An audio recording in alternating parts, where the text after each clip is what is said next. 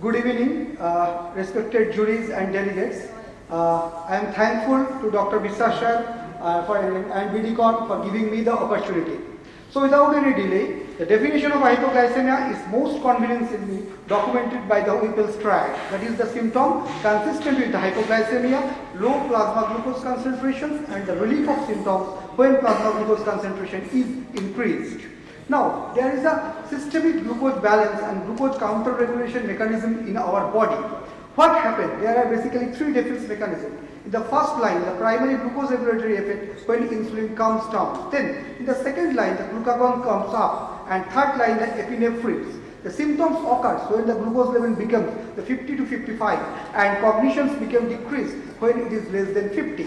But, however, these thresholds are dynamic. They shift to the higher than the normal glucose level in people with poorly controlled diabetes and who can experience the symptoms of hypoglycemia when their glucose level decline towards the normal range, which is known as the pseudo-hypoglycemia. Now, what are the causes of hypoglycemia in adults? As per the Oxford textbook, it's a medicated individual or ill people, drugs, especially insulin or insulin secretagogues, alcohols and others, critical illness like hepatic, renal or cardiac failure, hormone deficiencies like cortisol, glucagon, epinephrine, and non-islet cell tumors. The endocrine, the hyperinsulinism, that is insulinoma, insulin autoimmune hypoglycemia, like antibody to the insulin receptors, and the accidental causes of hypoglycemia. Now the clinical manifestation, as we know, it may be the autonomic, neuroglycemic, and the non-specific. The autonomic means sweating, trembling, pounding heart, hunger, anxiety, and the neuroglycemic are confusion, drowsiness, speech difficulty, inability to concentrate, or incoordination. And non-specific may be the nausea, tiredness, headache, etc. This is the importance early to recognize the signs and symptoms of hypoglycemia. That's the pallor, diaphoresis, increased heart rate, increased systolic peaking. But it is important, those patients who are suffering from long-standing type 2 diabetes, these signs may not be demonstrable in that case. Now, the hypoglycemia in diabetes is a common result as a treatment of the diabetes. It is the limiting factor in the glycemic management of diabetes mellitus. It causes the recurrent morbidity in most of the people with type 1 diabetes and most of the people with type 2 diabetes, and it's sometimes fatal. Regarding the epidemiology, all the patients of type 2 diabetes, they suffer at least 2 episodes of symptomatic hypoglycemia per week. Thousands of such episodes over a lifetime of a diabetes patient. 1 episode of severe, at least temporarily disabling hypoglycemia per year, and estimated 6 to 10% of the people with type 1 diabetes die as a result of hypoglycemia. There are several risk factors like insulin, influx of the exogenous glucose is reduced, insulin independent glucose utilization is increased like during exercise, sensitivity to the insulin is increased, endogenous glucose production reduced, or insulin clearance is reduced. Now, there are two terms, that is the nocturnal hypoglycemia and is the exercise-induced hypoglycemia. Nocturnal hypoglycemia usually seen in the type 1 diabetes, probably common and under-recognized, and it is often undetected. Sometimes the partner may observe the profuse sweating, restlessness, twitching, or even a seizure. The only reliable way to identify this problem is to measure the blood glucose level during the night. The exercise-induced hypoglycemia occur in people with well-controlled diabetes and insulin-treated diabetes because of the hyperinsulinemia. Now the morbidity of the hypoglycemia in the diabetic patient is basically CNS, the impaired cognitive function, convulsions, coma, in cardiac arrhythmia, myocardial ischemia, acquired coronary syndrome may occur. The vitreous emerges, worsening of the retinopathy, hypothermia, accidents, this occur with the hypoglycemia. Now the most important thing is the hypoglycemia associated autonomic failure.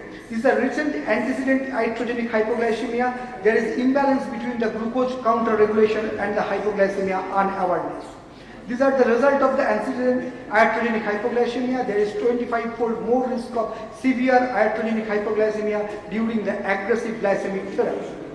And the hypoglycemia unawareness, it is very important, especially caused by the reduced sympathoadrenal response, largely due to the reduced sympathetic neuronal response to the hypoglycemia.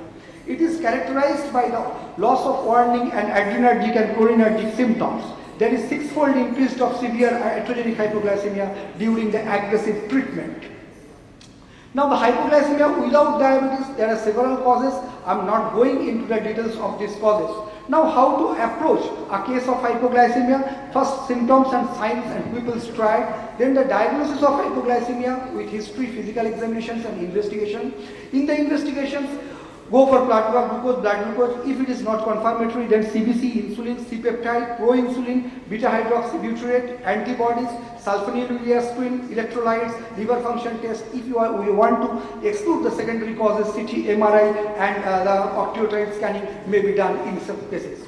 Now the treatment. Regarding the treatment, oral treatment with fast-acting glucose tablet or glucose-containing fluid, candy or food is appropriate if patient is able and willing to take this. If initial dose is the 20 gram of glucose, if patient is unable to take food, then parenteral therapy. IV glucose 25 gram bolus followed by the infusion guided by the serial plasma glucose measurement. Injection glucagon 1 milligram subcutaneously can be given, especially in the hypoglycemia in cases of type 1 diabetes. Now, the somatostatin analog can be used in cases of sulfonylurea-induced hypoglycemia. As per the ADA, the hypoglycemia assessment, prevention and treatment is very much important. Review the hypoglycemia history, screen it, consider the hypoglycemia risk when selecting the diabetes medications and selecting the glycemic goals. Now the assessment, use CGM. We are using CGM regularly to detect the hypoglycemia. Treat the hypoglycemia and educate the patient, encourage the patient, give the education material and keep contact with the patient. Tell them, contact with you when the hypoglycemia or symptoms of hypoglycemia occurs. So the prevention of hypoglycemia is the identifying the cause, encouraging the self-monitoring of blood glucose, education and empowerment of the patient, flexible insulin or oral anti-diabetic regime, rational individual glycemic goal and ongoing professional guidance and supports. Thank you Bridicon again for giving me the opportunity and welcome all to the SCBA 2023. Thanks.